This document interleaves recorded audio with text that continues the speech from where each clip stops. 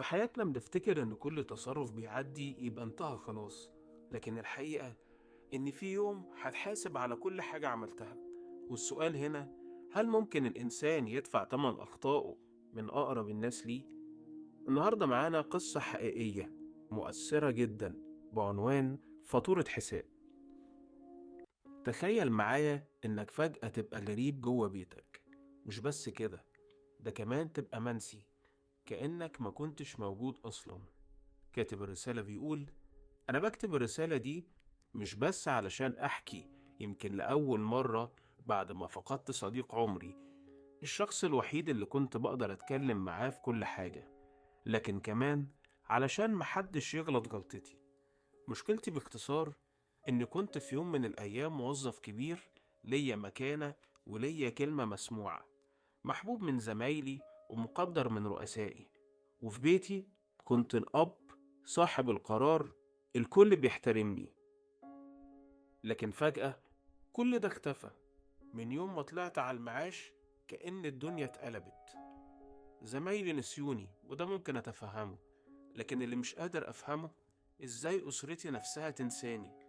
مراتي، ولادي اللي كنت بعيش عشانهم بقوا يتضايقوا من وجودي. قعدتي بقت تزعجهم، حركتي بقت تقلقهم، حتى صوت الراديو والتلفزيون بقى يضايقهم. طب أروح فين؟ مفيش مكان ليا غير بيتي. ساعات بسأل نفسي، هو الإنسان لما بيطلع على المعاش بيخسر احترامه حتى من أهله؟ الخلافات بدأت تكبر، ومراتي الله يسامحها بقت تحرض الولاد عليا، لحد ما وصلت لمرحلة إني اتعزلت في أوضة صغيرة في البيت، كانت أصلا معمولة للخدامة. بقيت لوحدي تماما، محدش بيكلمني، وأنا كمان بقيت ساكت، لدرجة إني ساعات بكلم نفسي عشان خايف أنسى الكلام. اتحرمت حتى من باقي البيت، الأوض مقفولة بالمفتاح، ولو دخلت المطبخ يبقى بإذن، باكل لوحدي وبغسل هدومي بإيدي.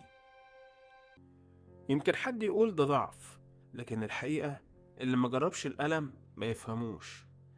أنا بس بحاول أهرب من المشاكل عشان صحتي، القلب والضغط والسكر، لكن حتى كده مش عارف أهرب من العذاب.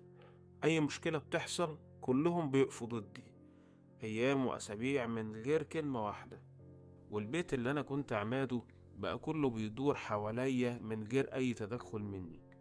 حتى القرارات الكبيرة، جواز، فسخ الخطوبة، شراء عربية، كل ده بيحصل من غيري ولا حتى رأيي.